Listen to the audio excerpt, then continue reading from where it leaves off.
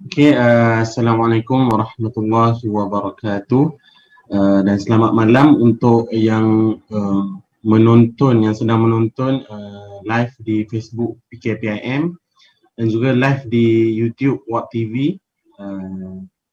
InsyaAllah saya selaku moderator pada malam ini, Muhammad Anwar Hadi bin Romli, selaku Eksekutif Dakwah dan Tarbiyah PKPIM Pusat, ditemani panelis Puan Akilah binti Mahmud selaku Naib Presiden Hewi PKPIM Pusat. InsyaAllah malam ini kami akan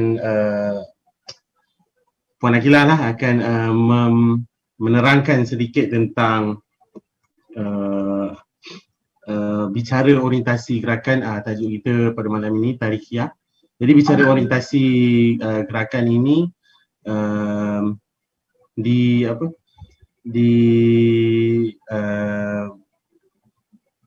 mana tak jumpa perkataan ni dibuat di inilah daripada esko intellectual kan. Jadi apakah maksud orientasi ini? Kami ni dah siri 8 lah. Sebelum ni kita dah buat dakwah dan tarbiyah, ilmiah, desekulerisasi, wasatiyah, jamahiriyah, wakiyah dan alamiah. Jadi pada malam ini kita akan mendengarkan sedikit tentang tarikhiyah. Yang pentingnya kita tahu orientasi ini maksudnya ialah kalau macam biasa kita tahu orientasi ini ada pada bila kita masuk sesuatu tempat yang baru kan. Universiti ada minggu orientasi, sekolah ke ada minggu orientasi. Jadi orientasi ni maksudnya ialah bila kita masuk di tempat yang baru, kita perlu tahu tujuan ataupun asas lah benda-bendanya, asas kenapa benda ni, kenapa bagaimana persoalan apa semualah. Macam kita tu 4W 5W kan, 1H, how, why apa semua. Dan kita ada big why, kenapa. Jadi the big why inilah orientasi ni. Kenapa kita nak tahu kenapa kita kena masuk PKPIM ni kan. Dari segi sejarah, dari segi objektif, misi dan visi. Jadi pada malam ini insyaAllah Puan Akilah akan menceritakan tentang tarikhiyah ataupun sejarah PKPIM ni. Jadi tanpa membuang masa, saya pass kepada panelis saudara Puan Akilah untuk menceritakan tentang apakah tarikhiyah ini. Silakan. Okay, Bismillahirrahmanirrahim. Assalamualaikum warahmatullahi wabarakatuh. Terima kasih saudara Anwar Hadi. Balik pula kan saudara ni. So tak payah nak berpuan sangat lah, cukup panggil kakak je. Ataupun sebab saya masih muda Anwar je yang tua. Jadi tadi seperti mana yang kita tahu bahawa orientasi gerakan untuk dalam PKPIM kita ada 10 orientasi gerakan, yang mana sebelum ni kita tahu 9. Tapi pada tenor kali ini ataupun pada Muktamar Agung yang lepas, Presiden telah perkenalkan ataupun telah menambah lagi satu orientasi gerakan, iaitu nanti boleh tengoklah yang ke-10 hari Jumaat nantilah. So pada malam ni kita pergi kepada orientasi yang ke-8, iaitu tarikhiyah. Seperti mana yang saudara Anwar tadi telah sebut, tarikhiyah ni adalah sejarah dan sebagainya. Jadi mungkin saya ulang balik bahawa tarikhiyah ni dia berasal daripada perkataan bahasa Arab, iaitu tarikh. Tarikh ataupun tarikh lah. Yang seperti mana yang kita tahu, tarikh ni selalu kita panggil hari bulan. Tapi hakikatnya kalau dalam bahasa Arab ni banyak sangat maksud dalam satu perkataan tu ada banyak sangat maksud. Sebab itulah uniknya bahasa Arab ni dan agak complicated sikit lah kalau nak belajar, sebab dia perlu kepada pemahaman yang jelas dan sebagainya. Dan sebab tu tarikh ni bukan sekadar bermaksud hari bulan, tapi dia bermaksud sejarah ataupun dia masa yang lampau. Jadi mungkin secara ringkasnya saya boleh katakan bahawa tarikhiyah ni adalah mengambil tahu serta peka terhadap sejarah umat manusia dalam perjuangan dakwah. Ia bermakna bahawa ahli gerakan Islam khususnya PKPIM perlu melihat sejarah sebagai panduan untuk perjuangan masa sekarang dan juga untuk digunakan pada masa hadapan. Sebab kalau kita imbas kembali kata-kata ramai sejarawan ataupun kata-kata sejarawan yang lama-lama mereka mengatakan bahawa sejarah ni akan berulang. Kalau kita buka buku sejarah tingkatan 3, dekat situ ada dekat footnote tepi tu dia ada tulis sejarah ni pasti berulang kan. Jadi walaupun ada lagu orang yang menyanyikan lagu sejarah ni pasti berulang dan sebagainya, sebab itulah memang betul, memang sejarah ni akan berulang.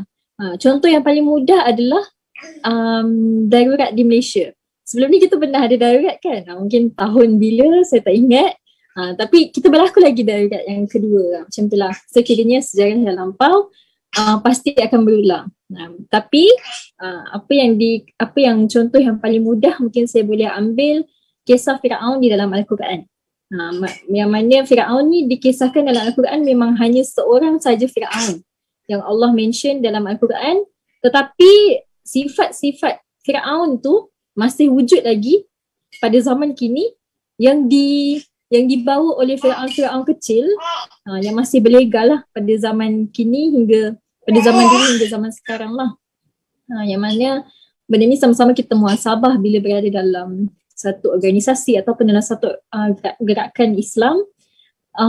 Adakah sifat-sifat Firaun tu masih ada lagi dalam diri kita, masih lagi terbuku, yang mana kita walaupun berada dalam pimpinan ataupun sebagai ahli, kita tidaklah mengatakan bahawa bila pimpinan pusat je dia maksum.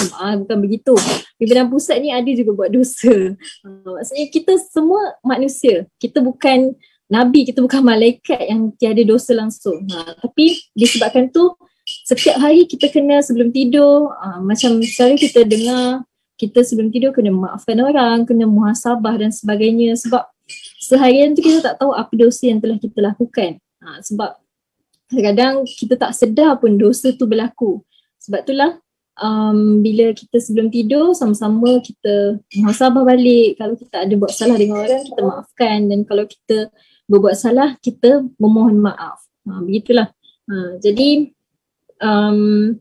perjuangan dakwah, setiap pendakwah ni lah ataupun da'i ni sendiri harus mengambil kira soal sejarah. Minat ataupun tidak, kita kena ambil tahu walaupun sedikit. At least kita nampaklah gambaran, oh waktu zaman Nabi begini keadaannya, waktu zaman sahabat begini, waktu zaman tabi'in begini. Jadi kita nampak gambaran walaupun kita tak tahu pun tarikhnya bila dan sebagainya. Tak perlu pun nak kena hafal 1924 tarikh tu ada berlaku apa. Tak payah macam tu lah. Maksudnya tak perlulah kita sampai satu tahap begitulah. Just sekadar kita tahu, kita dapat gambaran dan kita tahu bila berlaku pada zaman kini apa yang kita perlu lakukan. Sebagai contoh, konflik dalam memilih pimpinan. Jadi pada zaman Rasulullah pun berlaku konflik untuk memilih khalifah. Jadi bagaimana para sahabat menyelesaikan konflik tersebut. Jadi kita aplikasikanlah mana yang sesuai dalam zaman kini, bagaimana kita menyelesaikan konflik tersebut dalam memilih pimpinan, ataupun bila berlaku konflik antara pimpinan, ada pimpinan yang bermasalah dan sebagainya, bagaimana kita menyelesaikan perkara tersebut lah. Kemudian contoh yang paling mudah mungkin kisah umat Nabi Isa, yang mana ketika itu mereka menggunakan istilah bapa. Bapa ni merujuk kepada Allah lah, maksudnya Tuhan mereka, Tuhan kita lah, iaitu Allah.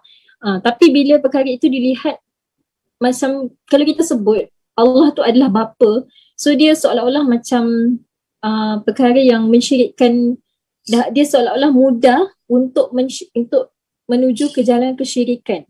Maksudnya bila kita gelar Tuhan Allah itu adalah bapa, maka dia sama level dengan ayah kita, macam itulah. So dia senang menuju kepada jalan kesyirikan.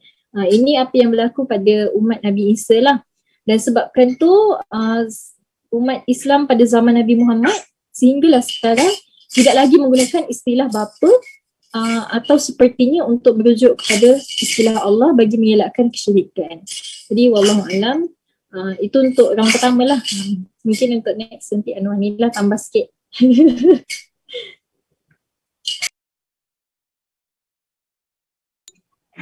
Okey, terima kasih Kak Akilah.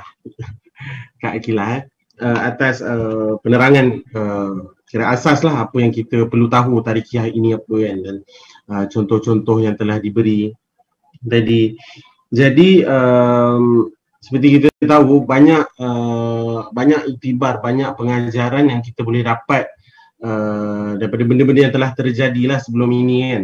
Sejarah ketika zaman Nabi, zaman Khalifah, masuk Abbasiyah, Muawiyah, Uthmaniyah, masuk lagi zaman ulama-ulama kan, tabi'in. Jadi terlalu banyak pengajaran atau kisah-kisah lah yang kita perlu tahu untuk sebab kadang-kadang sejarah ini dapat mengubah kita kan. Bukan sahaja benda yang akan kita lalui, tapi benda yang telah dilalui oleh sesiapa pun, bila kita tahu, kita boleh ambil pengajaran daripada sesuatu momen kan tersebut. Jadi itulah, untuk tak adalah orang kedua sangat kan, sebab kita ni tak adalah terlalu formal kan, santai lah juga. Jadi mungkin Kak Akilah boleh ni lah ceritakan sedikit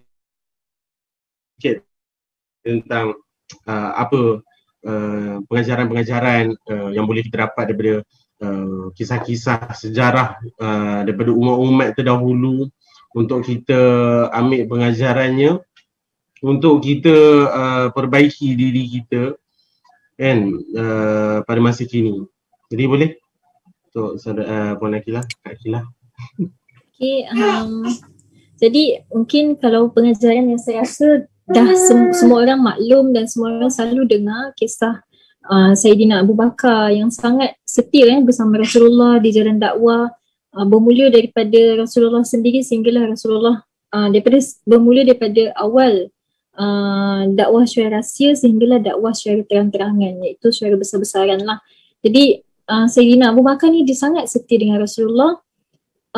Begitulah juga maksudnya kita boleh ambil iktibar daripada kisah tersebut, macam mana kita sebagai seorang sahabat, kalau kita dalam PKPM kita ada kawan-kawan kan, takkanlah kita bergerak secara seorang ataupun kita jenis yang nak menunjuk sendiri dan sebagainya, tapi kita ada sahabat, kita ada pimpinan. Maksudnya pimpinan itulah adalah sahabat kita, dan sebabkan tu melalui pimpinan ataupun melalui platform kekuatan ahli-ahli PKPM ni, itulah yang menjadi yang mencipta kebersamaan, yang mencipta kesetiaan antara mereka. Dan sebab itulah daripada gerakan Islam ni lah kita dapat menilai sahabat mana yang betul-betul setia dengan kita bila kita senang, bila kita susah, ataupun bila kita ditimpa masalah dan sebagainya, yang boleh bantu kita bila kita dalam keadaan sibuk sangat, dah tak mampu nak handle dan sebagainya, kita minta tolong kawan kita, sahabat mana yang mampu untuk membantu kita ketika dalam keadaan susah lah kan. Jadi kiranya bila dalam PKPM ataupun dalam gerakan Islam ni, perlunya ada sahabat yang sangat setia. Bukanlah nak kata kawan-kawan yang di luar PKPM tu tak setia, mereka setia, cumanya mereka di luar gerakan, di luar platform ni. Tapi kawan-kawan yang berada dalam platform ni lah yang membantu kita untuk menggerakkan agenda dakwah tersebut, sama ada di peringkat kampus atau di peringkat negeri lah. So yang seterusnya mungkin saya ambil kisah Sayyidina Uthman yang menginfakkan seluruh hartanya ke jalan dakwah. Yang mana konsep infak ni saya rasa dah lama diperkenalkan oleh PKPM, ABIM dan juga Wadah. Jadi kiranya sejauh mana ahli kita ni diuji bila kita ada duit, dan sejauh mana kita ni diuji bila kita tiada duit. Dan hakikatnya bersedekah ataupun berinfak tu bukan hanya ketika kita ada duit, tapi ketika kita tiada duit. Ketika itulah Allah uji kesetiaan kita bagaimana kita menggunakan harta yang kita ada untuk digunakan ke jalan Allah lah. Jadi kiranya infak ni kan antara sedekah yang kita berikan kepada sahabat-sahabat kita yang yang berada di jalan dakwah. Sebab itulah infak ni dia memudahkan urusan gerakan dan sebagainya lah. Okay, kemudian saya ambil kisah Sayyidatina Fatimah. Nah, yang mana dia menjadi, kalau dalam istilah kita, nurse lah, nurse atau doktor yang membantu sahabat-sahabat yang luka, yang yang cedera ketika peperangan. Itulah peranan Fatimah ketika dalam peperangan. Dan kita tidak nafikan Sayyidatina Khadijah yang menjadi tulang belakang Rasulullah SAW. Tanpa Khadijah ni mungkin Rasulullah tu mungkin tidak kuat sepertinya lah, maksudnya tanpa Khadijah lah yang menjadi pemangkin semangat, yang sentiasa menyokong apa yang Rasulullah buat kan. Jadi kalau dalam ulama kontemporari ni mungkin saya boleh ambil contoh Hamka lah. Macam mana Hamka dia boleh menjadi Hamka, itu menarik lah kan. Maksudnya dia Hamka ni dilahirkan memanglah nama dia Hamka, tapi macam mana dia menjadi diri dia, macam mana dia jadi seorang yang sangat hebat, yang maksudnya yang menjadi ulama pada ketika ini adalah disebabkan oleh kisah lampau dia. Dia kalau ikutkan sejarah ataupun kalau ikutkan bacaan yang saya baca, Hamka ni masa dia kecil, dia tak suka belajar agama. Setiap kali dia dipaksa oleh ayahnya, dia akan lari. Dia akan memberontak dan sebagainya. Dan keluarga dia bukan daripada keluarga yang maksudnya memang atuk dan ayah dia adalah ulama. Tapi dia adalah broken family lah. Mak ayah dia bercerai dan sebagainya kan. Tapi dia membentuk pribadi diri dia untuk menjadi seseorang. Maksudnya dia yang membentuk diri dia, dia yang ubah diri dia untuk menjadi someone. Kalau bukan kerana dia berusaha untuk menjadi seseorang, dia tidak akan dapat. Sebab itulah kalau dalam istilahnya, dia mencari inspirasi, dia mencari motivasi daripada guru-guru dia ataupun daripada pak kiai dia untuk dijadikan panduan lah untuk menjadi seorang ulama. Ya, wallahualam. Maaflah ya sebab saya tengah kuarantin. So anak ni memang tak ada siapa jaga lah, dan kebetulan kita nak tidur. Kebetulan lah ya. Okey, terima kasih Kak Akilah atas cerita-cerita dan pengajaran yang kita boleh ambil daripada kisah-kisah yang terdahulu. Yang saya dapat lihat banyaklah aspek-aspek untuk kita menjadi banyaklah kuat, ikhlas dengan jalan ini, dalam gerakan ini kan. Sama ada yang ceritanya daripada kawan-kawan, sahabat-sahabat, ada juga yang daripada pasangan, isteri, dan juga seperti kisah Hamka daripada diri sendiri, dia yang nak ubah diri dia kan. Jadi banyak aspek-aspek yang kita boleh ambil dan belajar lah, dan juga mungkin anak, terima kasih juga untuk tayangan anak Kak Akilah. Jadi ini penting untuk BGN dan juga kampus BGN, Pepias ataupun mana-manalah satu Malaysia BGN ada under PKPM. Benda ini perlu tahulah, kita ni di bawah satu bumbung kan, di bawah satu bumbung iaitu PKPM. Tidak perlulah berasa yang aku ni, contohlah saya bagi contoh, aku ni daripada Pepias kan, aku tak ada kena-mengena lah dengan PKPM yang itu. Kena betulkanlah mindset tu, kita ni satu. Jadi apa-apa di mana saja kita berada, bawakan nama PKPM tu kan dalam diri, InsyaAllah. Jadi seterusnya Ilham pun macam dah ngantuk tu kan, nak tidur. Jadi mungkinlah selaku senior, Kak Akilah ni selaku senior dan juga dah berapa tahun dah kan terlibat dalam gerakan ni, dalam jemaah ini. Jadi seperti yang kita tahu, PKPM ni membawa gerakan membaca lah, bangsa membaca, bangsa berjaya kan. Jadi mungkin boleh Kak Akilah untuk mensyorkan sedikit lah buku-buku yang perlu untuk pimpinan ataupun ahli sendiri, ahli PKPM, ahli BJM mana-mana, kampus, untuk membaca, untuk menjadikan panduan rujukan kita lah untuk dalam gerakan ni. Jadi boleh? Okay, terima kasih Anwar.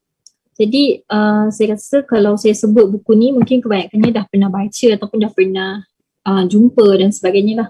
Yang pertama adalah buku berkaitan dengan fiqh sirah yang ditulis oleh Syekh Muhammad Ramadan Al-Buti. Dia ada 3 jilid buku ni. Dia ada pecahan-pecahan je lah, jilid 1, 2, 3. Yang pertama tu pasal macam mana Nabi ni, macam mana permulaan Nabi diangkat sebagai Rasul dan sebagainya, kisah kelahiran dan sebagainya. Dan saya suka jilid yang ketiga sebab jilid yang ketiga ni berjaya membuatkan ramai menangis siapa yang baca buku tu, sebab ketika tu diceritakan bagaimana Rasulullah ni wafat. So sebenarnya sedih lah bila baca jilid yang ketiga, bagaimana betapa sayangnya Rasulullah ni kepada umat dia, betapa sayangnya Rasulullah ni terhadap betapa risaunya Rasulullah ni terhadap umat dia akan datang, apa yang akan berlaku kepada umat dia dan sebagainya. Jadi saya memang mengesyorkan untuk semua yang menonton ataupun semua yang mendengar bicara malam ni supaya boleh cari sebenarnya buku ni. Ada jual di Shopee, boleh cari kat Shopee pun ada jual. Kalau tak silap saya paling murah pernah jumpa 3 jilid ni RM50. Tapi saya tak jual boleh cari kat luar lah. Okey, kemudian yang kedua adalah buku sejarah umat Islam. Buku ni tebal 500 lebih muka surat kot. Yang ditulis oleh Hamka, kulit warna merah. Ada muka Hamka lah kat depan tu. So kiranya buku ni pun yang menceritakan tentang sejarah umat Islam daripada dulu hingga sekarang. Dan ni boleh baca, menarik. Kemudian yang ketiga, 5 dasar warsa. Yang ni yang PKPM terbitkan lah. Saya rasa pimpinan pusat semua dah hadam buku ni. Anwar pun dah hadam dah rasa ni. Sebabnya tu dia ada buku tu. Siap ada nama Okey. Kemudian yang keempat, buku Gelombang Kebangkitan Asia yang ditulis oleh Datuk Seri Anwar Ibrahim. Ni pun antara buku yang menarik lah bagi saya lah. Dan ada lagi satu tambahan, iaitu yang ditulis oleh Ustaz Fatih Yakan.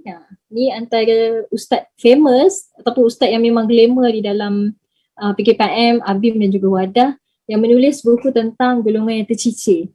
Ini perlu dibaca setiap tahun lah saya rasa, golongan yang tercicir. Ataupun ada lagi satu buku iaitu Mazayat ni, apa artinya aku menganut agama Islam lah. So kiranya pada saya buku-buku haraki ataupun buku-buku yang berkait dengan sejarah perlu diperkenalkan semula supaya ramai orang ataupun ramai adik-adik, ahli-ahli yang baru masuk dalam PKPM, mereka tahu bahawa PKPM ni ada disiplin dia. Jadi kiranya orang join PKPM ni bukan sekadar program, bukan sebab PMG, bukan sebab nak pergi usrah, bukan sebab nak pergi tamrin, tapi dia tahu yang kita ni ada disiplin, ada hala tuju yang perlu dilaksanakan.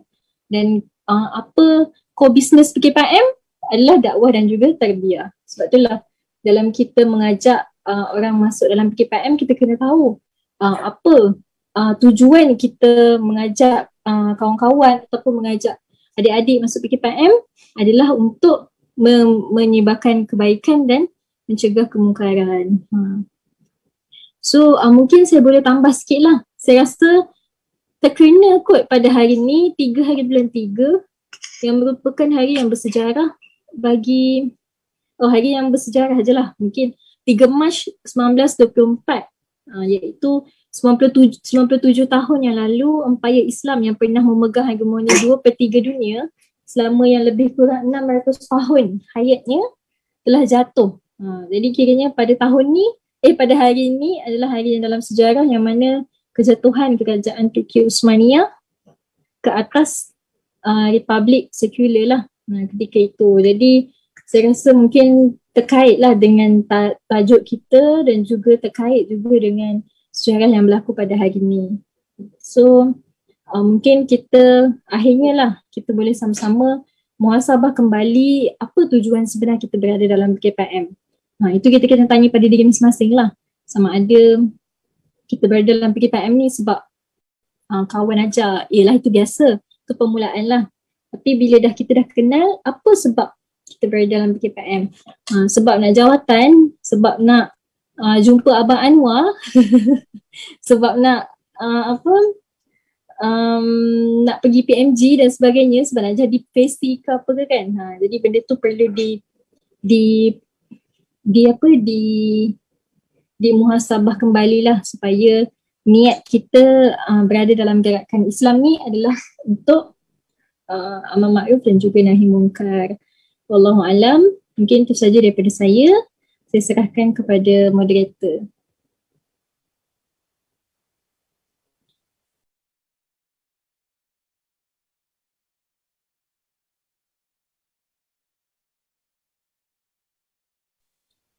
Anwar okey tak tu? Hello, tes. Saya tiba-tiba sangkut. Okey. Astaghfirullahalazim. Tiba-tiba bisu, pekak semua tak dengar. Okey, terima kasih atas saranan buku-buku yang telah diberikan oleh Kak Akilah, senior kita. Jadi banyak buku yang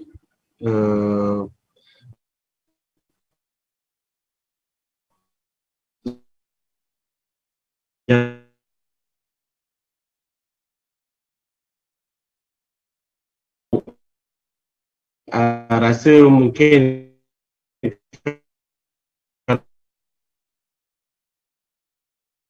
kalau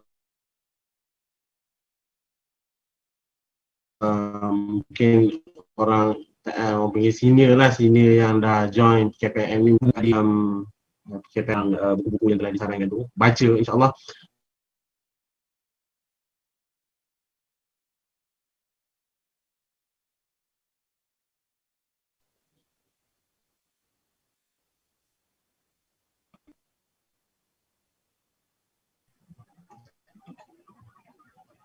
Hello? Saya rasa Anwar mengalami gangguan line. Jadi mungkin saya boleh katakan kita ucapkan terima kasih kepada semua yang hadir pada malam ni. InsyaAllah jangan lupa kita ada lagi 2 sesi pada hari Khamis dan juga hari Jumaat, iaitu sesi malam esok agak panas lah, iaitu berkaitan dengan orientasi yang ke-9, non-partisan. Jadi untuk siapa yang ada persoalan, ada kekeliruan berkaitan dengan non-partisan, saya sarankan untuk ikutilah perkongsian pada malam esok, dan yang terakhir pada hari Jumaat yang akan diisi oleh Presiden sendiri berkaitan orientasi yang ke-10, iaitu orientasi futuristik. So sama-sama kita save the date and save masa untuk kita luangkan sekejap saja, mungkin dalam 20 minit macam itulah. Terima kasih yang hadir. Kita tangguh majlis kita dengan tasbih kifarah dan surah Al-As. Subhanakallahumma.